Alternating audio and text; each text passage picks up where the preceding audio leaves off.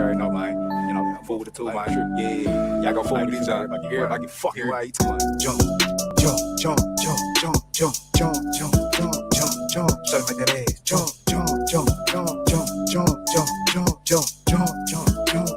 Throw a lot of cash. Jump. Niggas ain't no shit. Man, I'll fuck these beats. Master up with these niggas till I'm rich. Beat a nigga ass with a stick. I'm sweet. Beat his head with a stick. What you tryna do? This ass. I get my hand with my finger on the trigger. On the shot, I'm coach. She gon' dance with these men. Put a nigga on the armor real quick. Nigga, take time. No slate team. Try to throw that ass right to the slate. Nigga, slate. Put a nigga head on the display. Nigga, slate. No coke gangs ain't in the place with y'all. Yo, I'm in the club. Jump. Fall. Little bitch. Jump. Shot like that ass. Jump. Throw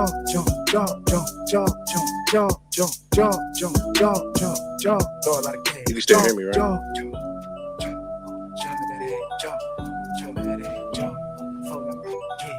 Jigga jump gang. Jump. Fuck up my leg. Fuck up with the club. Jump.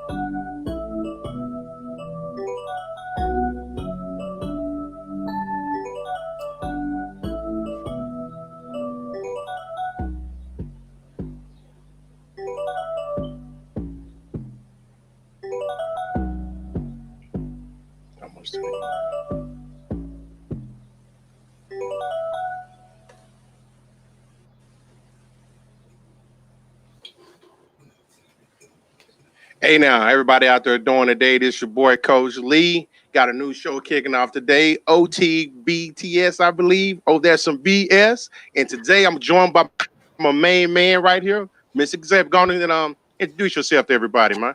Hey everybody, I am Xavier and I am happy to be on O.T.S.B. And for you who do not know what that means, that is some bullshit.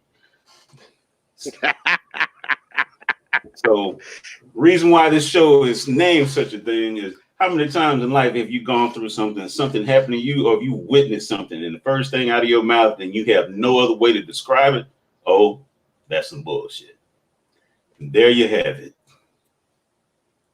Just like that. So we're going to do a follow-up story to start it off, man. I know a couple of weeks ago, well, I think it was last week maybe, we actually talked about this whole Earl Thomas story, man. Right when you thought that it was going to go away, it comes right back with more ammunition.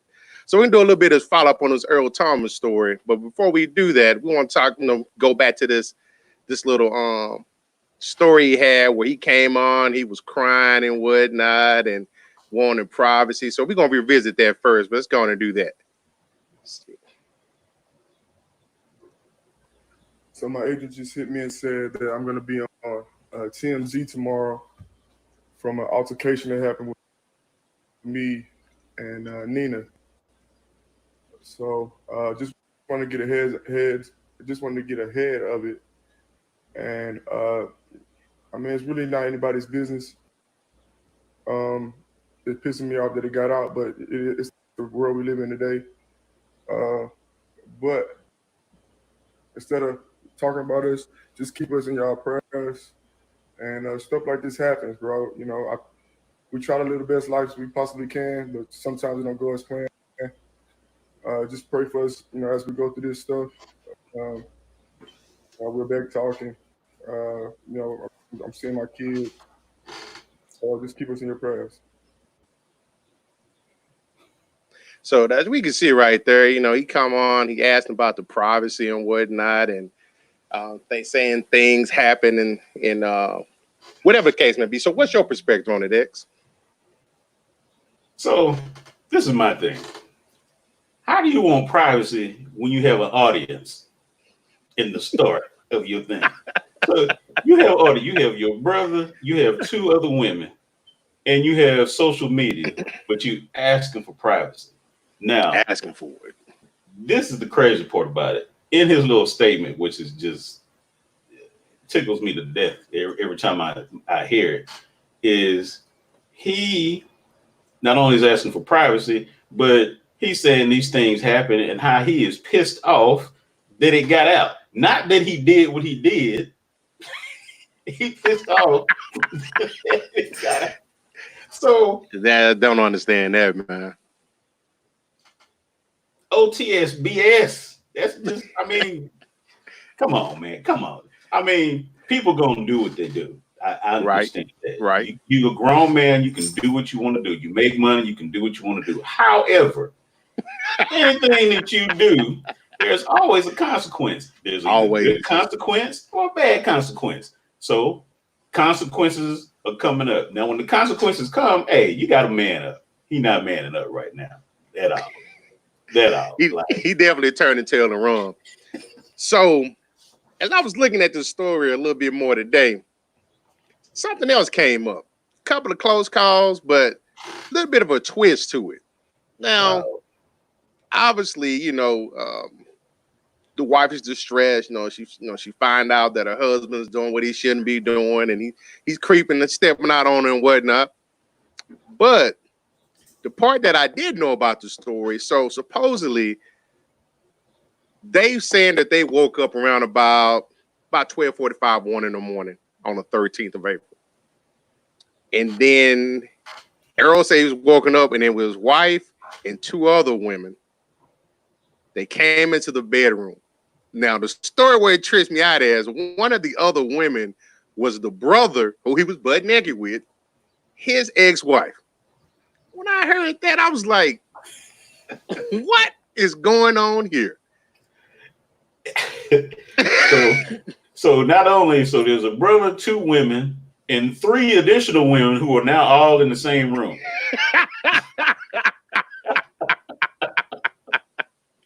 Yeah, they came in. It was the ex-wife and another woman and the current Earl's wife themselves. But the part where it got kind of scary, where it probably would definitely been some shit moments for somebody because I'd have lost it, was she came into the bedroom and she pointed the pistol about a foot from his face.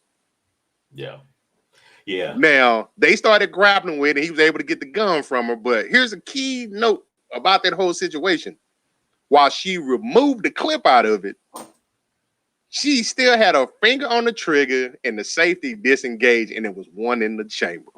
Yep. Now, consequences. That's all I can say on that one is consequences. You can't be mad at it. That's gonna be a woman's reaction. Now, she walk in not on a woman, but that whole situation. So the fact that she didn't pull the trigger actually showed some restraint. In fact, the fact that she took the time to take the clip out showed that she showed a whole lot of restraint. So, a lot of restraint, man. But you know what? I take that back. Let me take. I take that last portion back. The fact that she took the clip out means she had no intention on leaving that man regardless of the situation. Because most women, when they walk up and hear something's going on, they on fire. And they ain't thinking about no bank accounts, what's going to happen next, what's going to happen with the kids. All they want is somebody's life. So the fact that she took the time to take the clip out, which means she has no weapon awareness whatsoever to check the chamber. So she had no intention on doing that man harm. She just wanted to scare him and talk crazy or show out for girls or whatever the situation was. But from what I heard after she got out of jail, she bought the man a nice watch and they doing fine. Now that part I'm curious about because it also states that there's a restraining order filed where she can't be within 200 yards of him or the mistress. So I don't know if they rescinded that since then. I didn't see any notation or anything on that, or they just bypassing it. They working through some things, but he did say though he's able to see the kids, so he's been sleeping on the couch. But how does that work? She get a restraining order, but he can still see the kids. Normally, when somebody gets a restraining order, they don't even have possession of the kids anymore. So true that. I think I'm gonna say the same thing my great grandmother used to say. There's a lie up the creek, but the boat gonna get there sooner or later.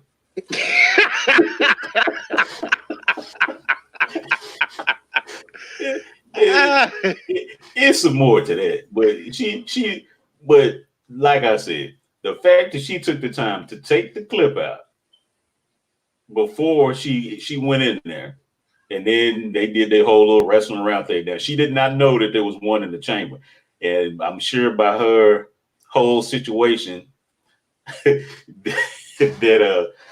she didn't know. Probably scared her to death when she found out. Because now it's attempted murder. Yep. Empty gun. Serious charges right now. Yeah. Yep. Yeah. So Ivan said that she was trying to kill him. Like you said, I don't know if she wanted to kill him, but she definitely could have if that had went the wrong way. And it would have been accidental. Yeah. Nah, gun to the head ain't accidental. But one thing people do know, she can't get off with passion of crime. That is true. Passion of crime can get people off in that situation. However, passion of crime goes out the door when you take the magazine out, because that means you had time to think. That's true. Premeditated at that point. Premeditated at that point. Now she stormed in there and emptied the whole gun, the whole magazine, and threw the gun at him. Passion of crime. Right. You take the magazine out and then you pull the trigger.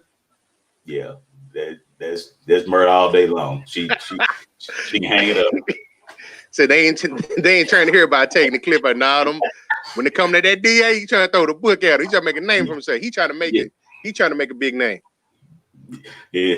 Well, now this is the part that blows my mind though. Besides the gun part, but he and his brother are so comfortable with one another that they both naked in the bed with two other women. Do we got to live? There's a movie that used to disturb people, and I tried to watch it. It's funny, but it's disturbing. Called Deliverance, and that sounds like some Deliverance type stuff right there. Not the Deliverance, man. Come on, man. Two grown naked men in the same bed. Kinfolk. That's Deliverance. Kinfolk. Yeah. It takes it over that bridge. Yeah, I understand people do their little freaky deaky stuff, but that's kinfolk. That's just too much. And one more thing. I almost forgot this. You're going through an ordeal, little family situation. You want to keep some privacy going, and you're crying on things. You're sounding like a brother version of Jimmy Swagger. For those who don't know what it is, look up the I've seen speech. But why you on YouTube with your shirt off, man? Like, you ain't helping your case. You're not helping your case. Man, I'm trying to be serious, but they got me cracking up on these comments, man. Agents saying they telling each other good job. But this one right here, I think this might be a little bit dig at us, though. That's that East Texas stuff. I don't know about that, man. It's more like some Alabama, Arkansas backwoods type stuff. I don't know about no East Texas. East Texas. Oh, okay. Somebody throwing stones. Hey, we don't do that. Nah, we so stingy in East Texas. In the projects, they kill somebody over eating the last hot dog frame. That's how it goes down there. So, but nah, these people. Oh, a little bit of both, I think.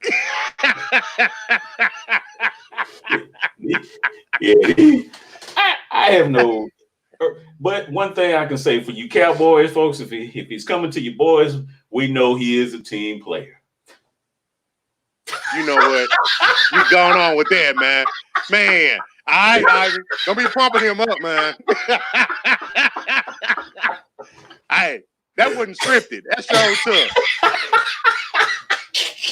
Go to work or something. Leave me alone. Leave me alone. Oh, man. Now, yeah. Let's go now. Got a couple of more things we want to get to while y'all racking on my Cowboy. It's all gravy. Come with the territory. But this weekend, it's a little bit of excitement going on out there, man. I'm like, it almost felt like the old days with just people constantly getting arrested. So what's going on out there, X? These jokers are breaking records. They go into jail like hotcakes. They on sale. We got a wide receiver, Cody Latimer. Shots fired. Bang, bang. Now, before we go any further and go into this thing, I'm trying to understand. This thing is losing my. I'm having hard. If you making millions of dollars playing the sports, why? What do you have to be hood about? What's your gangsterism for? Like, you got nothing to prove at that point. The only thing you need to prove to yourself is to make sure you stay on the squad to get that paycheck every year. Exactly. The only person I seen that was needed to have a gun when he was playing the sport is Billy Blanks in The Last Boy Scout when he had to make that touchdown and he was busting caps and folks while he was running down the field. Only one. That's the only one I give a pass. Billy Blanks. Billy Blanks get a pass on that because he had to make that touchdown to keep his career going. But yeah, shots fired, 2nd degree felony. I ain't got no word for him. Well, there was a little bit of some noise out there, from his attorney, who he put out a statement where he actually said that there was some backstory to the situation that constitutes one of the most highly provocative situations you can imagine. Please withhold judgment until all facts of what took place that night are known. So that's from his attorney. Mm-hmm. So when I first read that, I was like, did he go somewhere and he was trying to get like a little massage thing going and it didn't work out, or what was going on there? So let me narrate what that means. Repeat what the attorney said. He says that the backstory to the situation that constitutes one of the most highly provocative situations you can imagine. Please withhold judgment until all the facts of what took place that night are known. So in layman's terms, it means please give us a moment while we congregate this lie. Let's go on to the Hey, you fired shots. Now, hey, it's nothing. Once you done pull the trigger, it's a wrap after that. Unless he can find a dead possum or something that he can pull up and say, hey, and the slug is in the possum. It scared me. I shot the possum or the raccoon, deer. I was hungry. I shot a deer. Whatever the case is, but nah. I think I think he can hang that one up.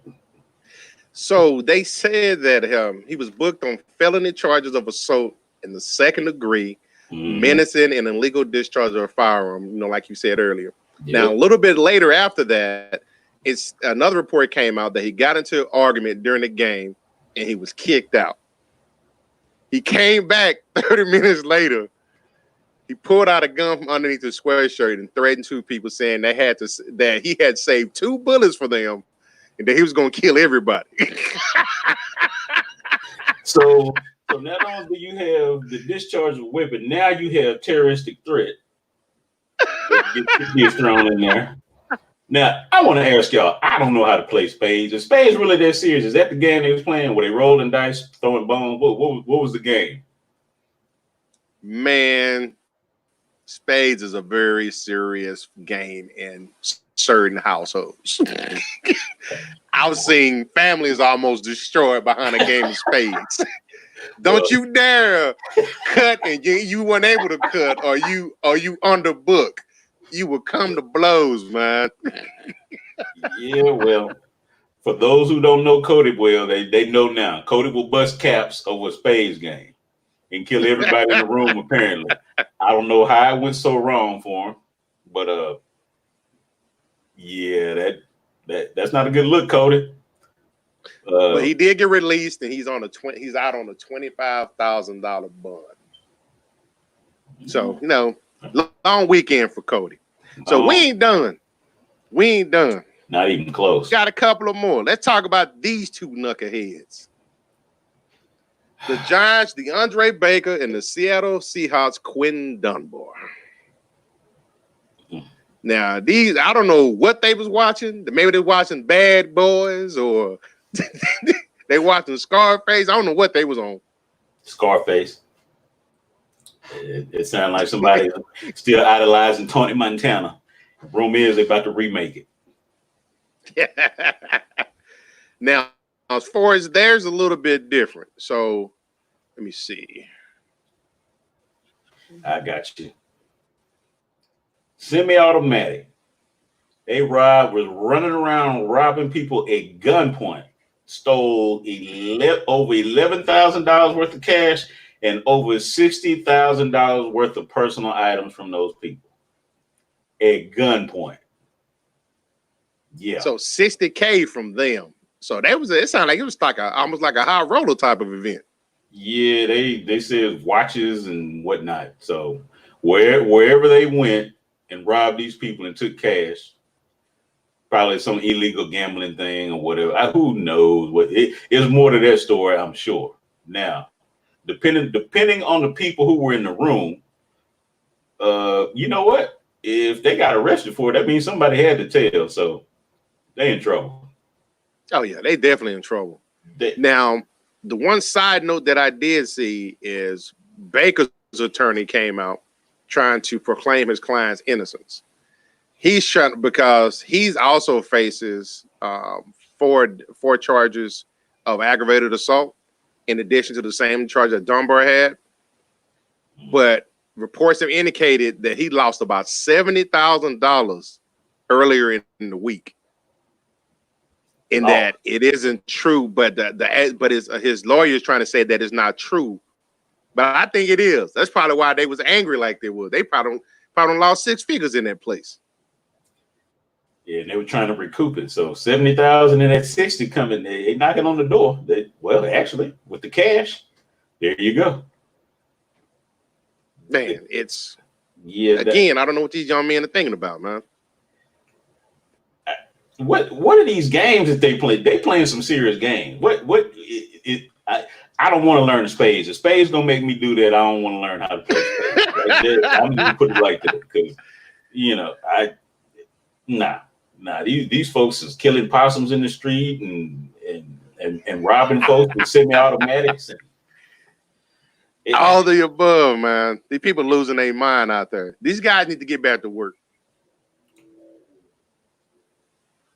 And we only halfway through this story, but we know we've seen this story play out before. Once they started coming, it sounded like they're in competition with one another, so to speak. They see the homeboy get picked up, and I got to go catch me a charge too.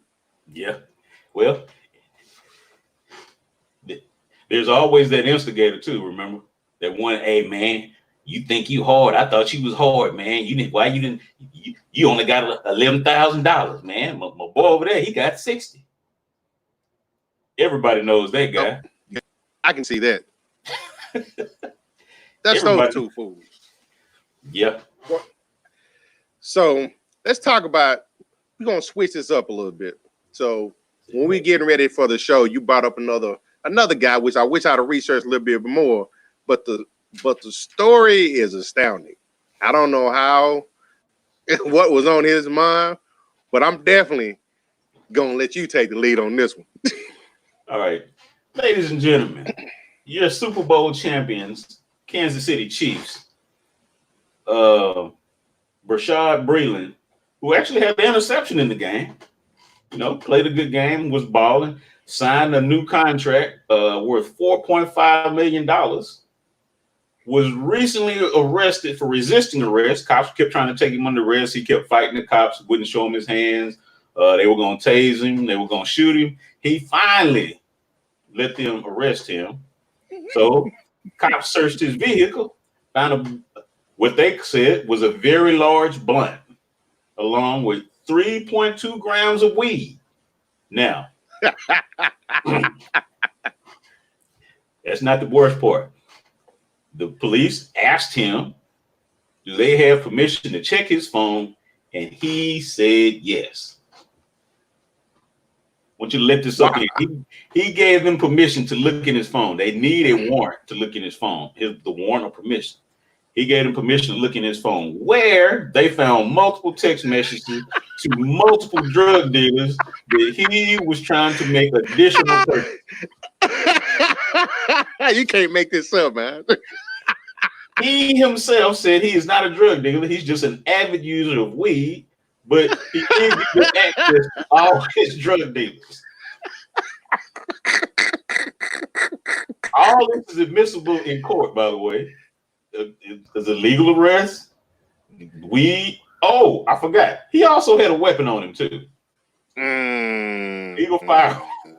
Yeah, legal firearm. It's a deal breaker there, man. Yeah, legal firearm, weed, which can never be in the same place at the same time, and access to all his drug dealers. Yeah. Can you say his Super Bowl ring is gonna be up for sale so he can pay for his legal fees? Super Bowl, he might have to go and witness protection. He can be termed as a snitch now, man. How old is dude? I think he would 24. I think he's 24. He's not ready for that life. Nah. I had to read the story multiple times because I couldn't believe when I read the part and he said he gave them permission to look in his phone. Now, we all know some things happen regarding law enforcement, how some stuff gets messed up. So maybe it's not true. Maybe he didn't get him permission and they lying on the man. It's a possibility. However, judging by the statements and the way that things look, it's not looking too good for Mr. Braylon. Another one bites the dust. Another one. Now, this last one is in your neck of the woods. Your neck of the woods. We got a little bit of video, a little video tree for this one. This one is from Mr. Ed Oliver of the Buffalo Bills, played at the University of Houston. So, she can 6'9".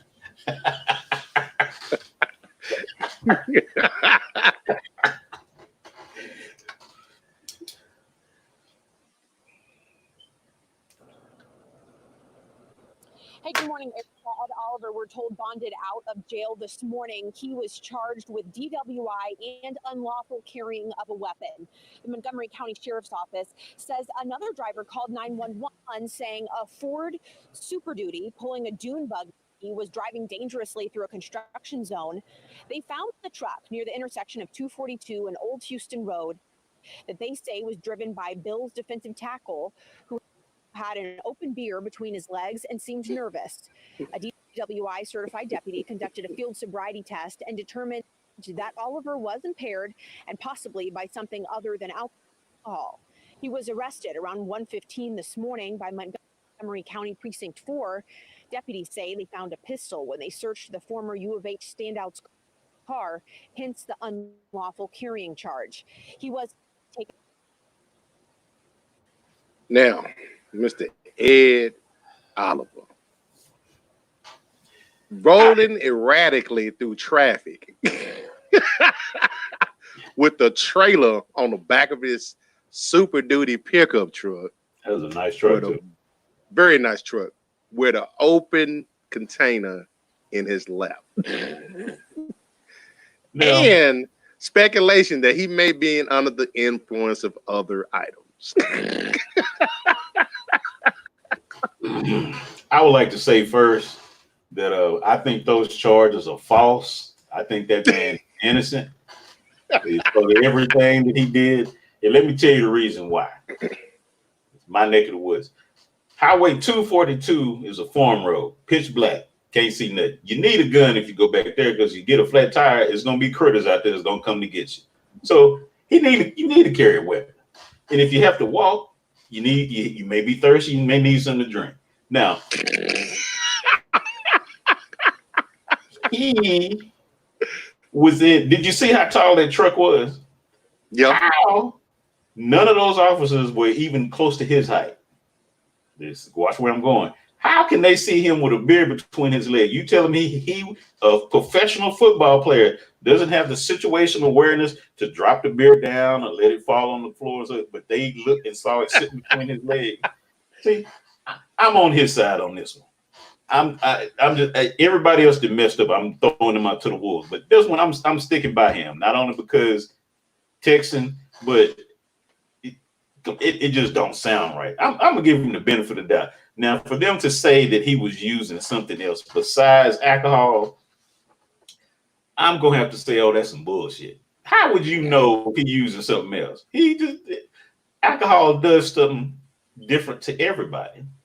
I know somebody, not gonna mention no names, but they were drinking and was laying on the floor and hold up two fingers to let everybody know they. I mean, everybody can't handle soccer, but that's just how it rolls sometimes.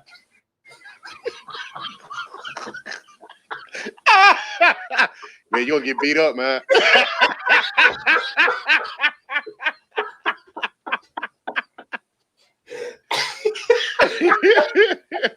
You first. But here's the thing, man. These guys, yeah, we all stuck at home right now. But I'm pretty sure most of these guys got elaborate cribs, any electronic you can ever want. Get stuff delivered to you, whatever the case may be. I've always been of a mindset, if you go on party at home. Or parties where you ain't got to get behind a wheel. Party where you ain't got to carry your pistol because you're losing $70,000. Yeah. And make sure if you party, you tell your spouse the truth. So make sure you don't wake up with some iron to your head. All this stuff was totally avoidable. But at the end of the day, it's all straight up bullshit. Say that again. You can say that again. I couldn't say that any better myself. In all seriousness, though, I hope it works out for all of them. The tag team couple, the Bonnie and Clyde, whichever one of them is going to be Bonnie. I hope it work out for them. The confessor. Yeah. Yeah, the confessor, he was trying to cooperate with the police a little bit too much. I'm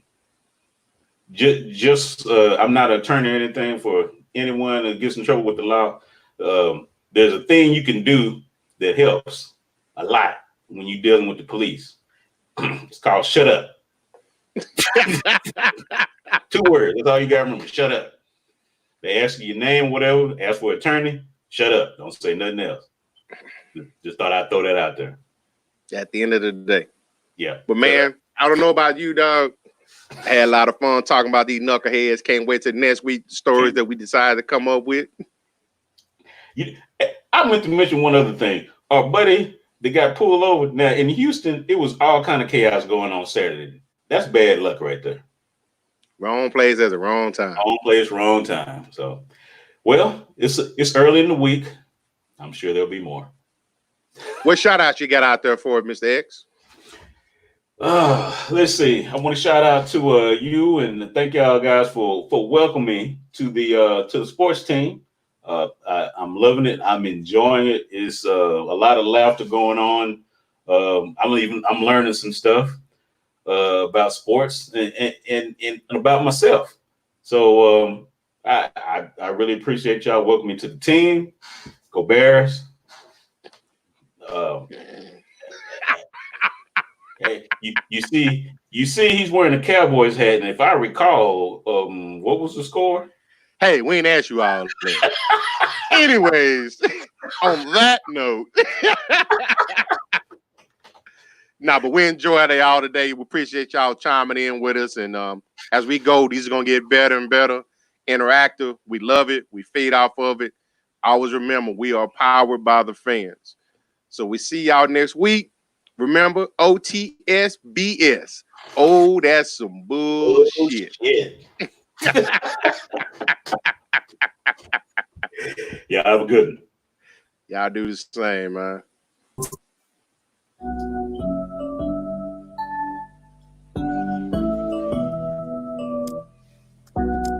I already know, man. I'm full with the tool, man. Yeah. Y'all go forward with everybody. Everybody get fucking here. You talking about jump. Show me that ass. Jump. Throw a lot of cash. Jump. Niggas ain't no shit. shit. I fuck this beat. I fuck messed up. Hit niggas till I'm rich. Beat a nigga ass with a stick. Beat his head with a stick. What you tryna do? Pussy ass. Like get my hand with my finger on the trigger. Try to go she gon' dance with you. Put a nigga on the I'm a real break. Make take time. No slate. Try to throw that ass right to the plate. Nigga, put a nigga hit on this plate. Nigga, no coke ain't in the plate with y'all. I mean, jump, fuck, bitch, jump, try to make that ass